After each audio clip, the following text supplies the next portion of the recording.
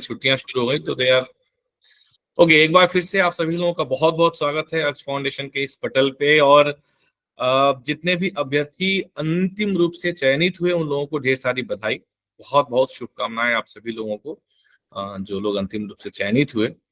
और एक खुशखबरी मैं जरूर कहना चाहूंगा। देखिए, मेहनत हम सब लोगों ने मिलकर करी है।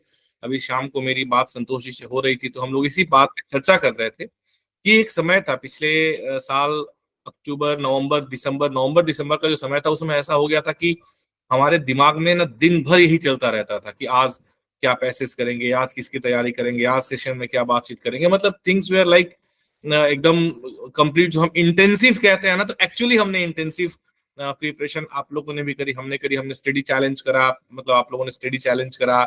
मॉक टेस्ट भी हमने काफी बहुत ही इंटेंसिव लेवल पे जाकर के हमने सारी चीजें करी। और उसका परिणाम ये मिला कि एज मेनी एज 30+ कैंडिडेट्स जो अभी तक मेरे पास फाइनल नाम आए हैं, जो लोग सिलेक्ट हुए हैं आरएपीसी से, जिन्होंने आरएपीसी के साथ में प्रॉपर हमारे साथ में तैयारी करी थी, तो उसमें से 30 लोग सिलेक्ट हुए हैं। लगभग 50-55 लोग जो है पेपर 2 की तैयारी हमारे साथ में कर रहे थे। तो आउट ऑफ दैट अराउंड 30 लोग सिलेक्ट हुए। मेरे पास नाम और लिस्ट भी है। और अगर आप लोग फाउंडेशन के का जो ऑफिशियल नंबर है उसका स्टेटस यदि फॉलो कर रहे होंगे तो आपको नाम तो दिख ही जाएंगे। लगभग 30 लोगों के वहां पे नाम है जो लोग क्वालिफाई किए हैं। तो ये एक बहुत अच्छी बात है। मैं ये जरूर मानता हूं कि बहुत सारे ऐसे लोग हैं, बहुत सारे ऐसे कैंडिडेट्स हैं जो बहुत ज्यादा डिजर्विंग थे, बहुत ज्यादा डिजर्विंग थे। जैसे हमारे साथ में कुछ ऐसे लोग थे जिन्होंने 170+ स्कोर किया था प्री में, पर उसके बावजूद भी कहाँ कमी रह गई जिसकी वजह से वो मेंस मतलब पेपर 2 में वो नहीं क्वालिफाई कर पाए। ये सोचने की बात है और इसके ऊपर हम लोग आगे और मेहनत करेंगे। जो चीजें छूट गई रह गई उनके ऊपर हम लोग प्रयास करेंगे। तो यहाँ से आगे इस सेशन में मैं संतोष जी को इनवाइट करूंगा, जो आगे आपको इस पॉइंट पे गाइड करेंगे कि अगर आप सेलेक्ट हैं, अगर आप चयनित हुए हैं, तो आगे आपके लिए क्या आपने क्या करना है। आप अगर आपका डिपार्टमेंट, जो भी आपके डिपार्टमेंट्स हैं, तो उन डिपार्टमेंट्स को लेकर के आपके डॉक्यूमेंट वेरिफिकेशन और वो सारी बातें। और यदि आप चयनित नहीं है तो फिर आगे हमें किस तरीके से प्लानिंग करके और हमें किस तरीके से आगे पढ़ाई करनी है, कैसे मेहनत करनी है, क्या क्या चीजें, क्या क्या संभावनाएं हमारे लिए हैं। इन मुद्दों पे बात करने के लिए संतोष जी आपका बहुत बहुत स्वागत है इस पटल पे। धन्यवाद अभिषेक जी। और आज के इस विशेष सत्र में सभी चयनित अभ्यर्थियों को आकाश भर बधाई और ढेर सारी शुभकामनाएं। और जैसे कि मैंने व्हाट्सएप ग्रुप में कल रात को एक मैसेज लिखा था, लगभग रात को पता नहीं 12 बज रहा था, 1 बज रहा था, कि गम में भला नींद किसे आती है और खुशी में भरा सोता कौन है। तो वही वाली बात थी। और सेम वही सिचुएशन, जो सिचुएशन जिस मनोदशा से आप लोग गुजर रहे थे, उसी मनोदशा से हम भी गुजर रहे थे। इसलिए कि कहीं ना कहीं आप लोगों का रिजल्ट जो है हमारे लिए एकदम बिल्कुल प्रत्यक्ष रूप से हम उससे मतलब प्रभावित हैं, होते हैं। चलिए, और कोई बात नहीं। और जो लोग चयनित नहीं हुए हैं उनके लिए भी मैं ये कहना चाहूंगा कि देखिए, पूरी मतलब मौका अभी और बाकी है। और जैसे कि मैंने बताया था कि कुछ कहीं ना कहीं कुछ कमी जरूर रह गई जिसकी वजह से आपका चयन अंतिम रूप से नहीं हो पाया। या ऐसा हो सकता है कि दूसरों ने, जिनका चयन हुआ है, उन लोगों ने आपसे अधिक मेहनत किया, जिसके बदौलत वो लोग आज इस मुकाम पे हैं। कोई बात नहीं, जो लोग चयनित हो चुके। संतोष सर की आवाज सभी को स्पष्ट आ रही है या? जी सर। ओके, ठीक आ रही है सर। ठीक है, ठीक है। ओके। तो जो लोग चयनित हैं अंतिम रूप से, उनके लिए मैं विशेष 2-4 चीजें जो महत्वपूर्ण बातें हैं, ताकि आगे चल करके आप लोग किसी प्रकार की परेशानी ना हो, मैं उस पर प्रकाश डालना चाहूंगा।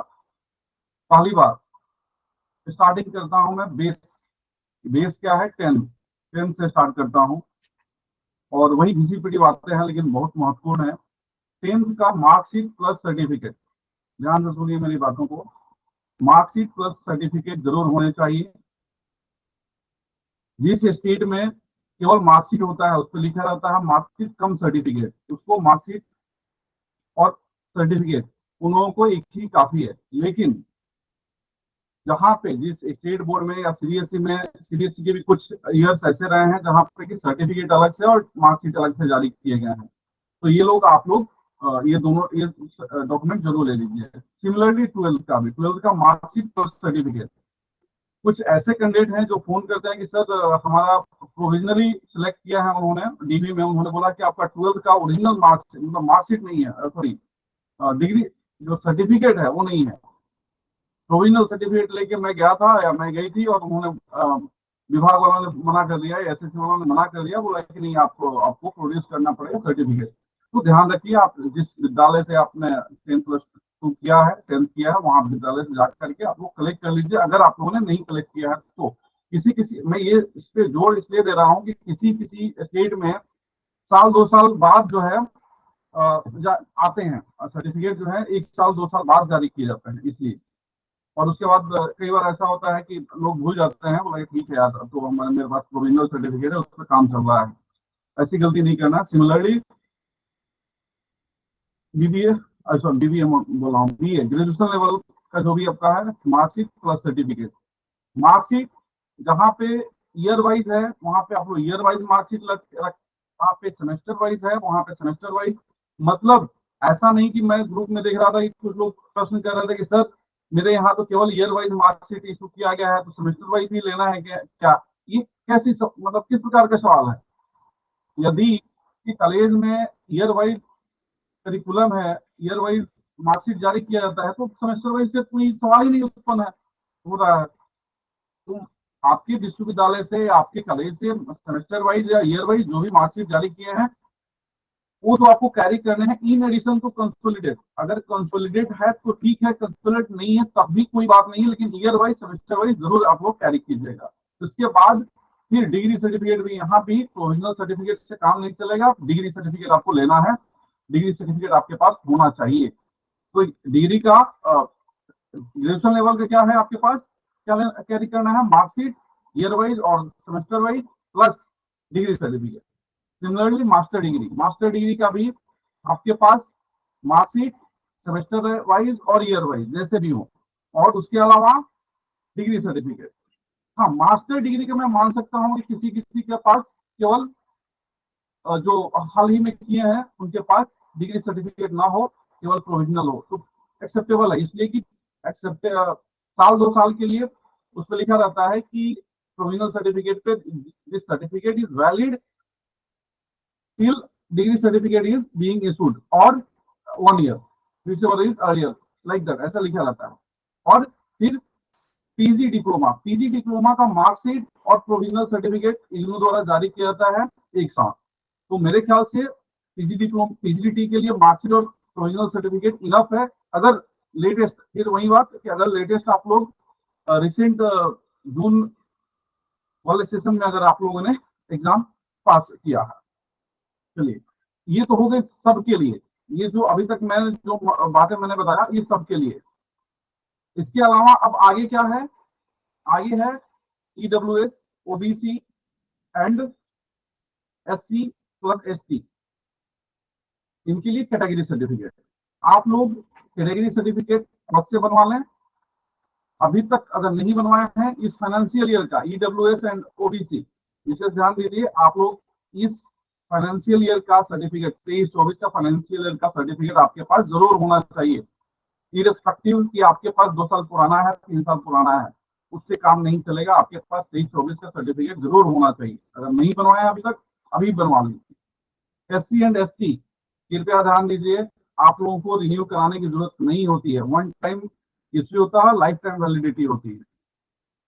तो आप लोग एससी एंड एसटी कैटेगरी के जितने भी कैंडिडेट हैं, आप लोग कभी भी जारी कराया है, जारी किया गया है आपके पास सर्टिफिकेट हो, आप लोग बेझिझक उसका प्रयोग कीजिए, उसका उपयोग कीजिए, कोई परेशानी नहीं है। अच्छा, और इसके अलावा डॉक्यूमेंट्स में और कुछ बचता नहीं है। अच्छा, जो लोग कहीं विभाग, किसी विभाग में कार्यरत हैं उनको नोटिस पीरियड सर्व करना पड़ता है, और उसके लिए आप टेक्निकल रेजिग्नेशन देना पड़ता है। तो ध्यान दीजिए, अगर 2 साल से अधिक सर्विस कर चुके हैं आप लोग टेक्निकल रेजिग्नेशन के लिए एलिजिबल हैं। तो इस स्थिति में आप लोग जब अपना रेजिग्नेशन सबमिट करेंगे, उस समय आप लोग लीन, एक शब्द होता है LEAN, लीन, तो लीन पीरियड का उसमें चर्चा जरूर करेंगे कि I am resigning from my this position and my resignation be accepted with lean period of 2 years। Maximum lean period 2 years का होता है, तो उसमें आप लोग जरूर मेंशन कीजिएगा। अगर लीन मेंशन नहीं कर रहे हैं, आपको लीन नहीं दिया जाएगा। अगर आप नहीं मांग रहे हैं तो नहीं दिया जाएगा, ऑटोमेटिक आपको नहीं मिलेगा लीन का जो प्रावधान है। लीन प्रावधान है क्या, उसके बारे में मैं बता दूं। लीन का प्रावधान ये है कि यदि आप कंफर्म्ड एम्प्लॉई हैं, अर्थात 2 साल के सर्विस कर चुके हैं, आपको कंफर्म्ड एम्प्लॉई हैं, तो वापस दोबारा जो है आप अपने पेरेंट ऑर्गेनाइजेशन में आ सकते हैं। मान लीजिए कि आज के डेट में आप किसी विभाग में हैं, वहां पे आपको ऐसा लग रहा है कि नहीं, मुझे जो है अभी जिस विभाग में चयन हुआ है उधर जाना चाहिए, मतलब दूसरे विभाग में जाना चाहिए। आप जा रहे हैं, अच्छी बात है। आपके पास अगर लीन का ऑप्शन होगा, अगर आप चाहते हैं कि नहीं यार यहाँ पे मैं खुश नहीं हूँ, यहाँ पे अच्छा नहीं लग रहा है, वो आप वापस आ सकते हैं, वापस बैक टू पेवेलियन, मतलब वापस आकर के अपने पुराने विभाग में ज्वाइन कर सकते हैं उसी पद पर। This is called lean period. तो ये, इसके लिए मैं बता दूं, ये उन्हीं को मिलता है जो कंफर्म्ड एम्प्लॉई हैं, जिनका सर्विस जो है 2 years हो चुका है। और टेक्निकल रेजिग्नेशन से तो एक फायदा ये हो गया कि लीन, और लीन के साथ साथ दूसरा बोनस क्या है, वो है पे प्रोटेक्शन।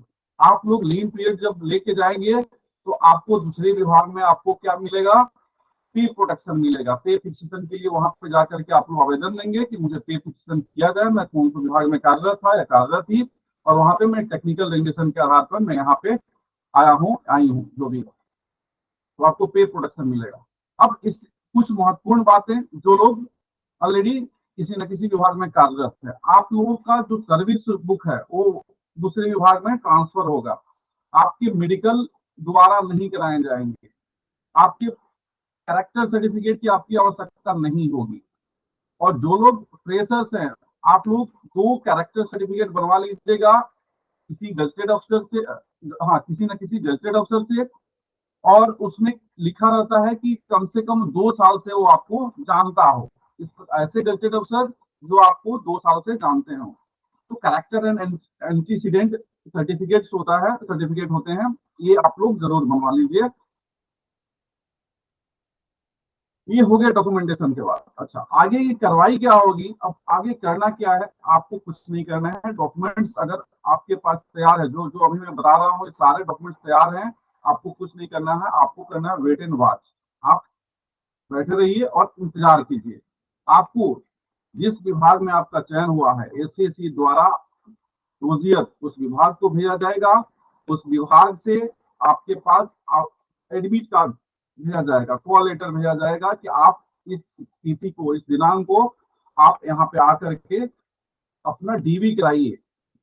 DV के समय आपको सारे मूल दस्तावेज, ओरिजिनल डॉक्यूमेंट्स, और साथ में कम से कम एक प्रति जीरोक्स लेके जरूर जाना है। अगर नहीं है तो आप जीरोक्स करा के जाइएगा। हालांकि आपके जो एडमिट कार्ड होंगे उसमें जरूर लिखे रहेंगे। उसके पहले भी अगर आप चाहते हैं तो आप प्रिपेयर करके रखिए, उसमें कोई परेशानी नहीं। जो मैरिड वीमेन है, कृपया आप लोग मैरिज सर्टिफिकेट आप कैरी कीजिएगा। गजट नोटिफिकेशन में अगर आपने नोटिफाई कराया है चेंज ऑफ नाम के लिए, चेंज ऑफ सरनेम के लिए, उसकी प्रति आपके पास होनी चाहिए। जिन अभ्यर्थियों के नेम में या फादर नेम, मदर नेम, किसी भी नाम में किसी 2 दस्तावेजों में अलग अलग है, मतलब स्पेलिंग मिस्टेक है, अलग अलग इन द सेंस की, मतलब ऐसा नहीं कि किसमें कुछ और नाम है, किसमें और कुछ नाम है, नहीं। अगर स्पेलिंग में एरर है, मिस्टेक्स है, तो कृपया एफिडेविट बनवा लीजिए।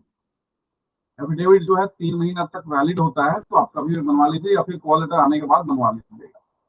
ये आपके दस्तावेज से संबंधित सारी जानकारी हो गई। कुछ विभाग में ऐसे भी ऑप्शन फॉर्म आप किससे ऑनलाइन मांगे जा सकते हैं, तो आप लोग जस्ट आप अपना ईमेल चेक करते रहिएगा। ईमेल के थ्रू ही आपको सूचित किया जाएगा 99.9% तक। मेरे ख्याल से और कुछ प्रश्न बचे नहीं आपके। अब मतलब पोस्ट सिलेक्शन आपको क्या क्या करने हैं उससे रिलेटेड सारी जानकारी मैं बता चुका हूँ, और किसी प्रकार का डाउट हो तो आप लोग पूछ सकते हैं। अच्छा, इसके अतिरिक्त ये तो हुई उन लोगों के लिए जिनका सिलेक्शन हो चुका है, और अभी मैं अभिषेक जी से बोलूंगा, को आमंत्रित करूंगा, ये उनके बारे में बताएं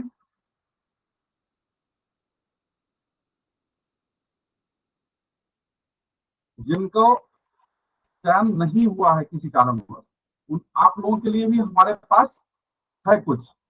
अभिषेक जी।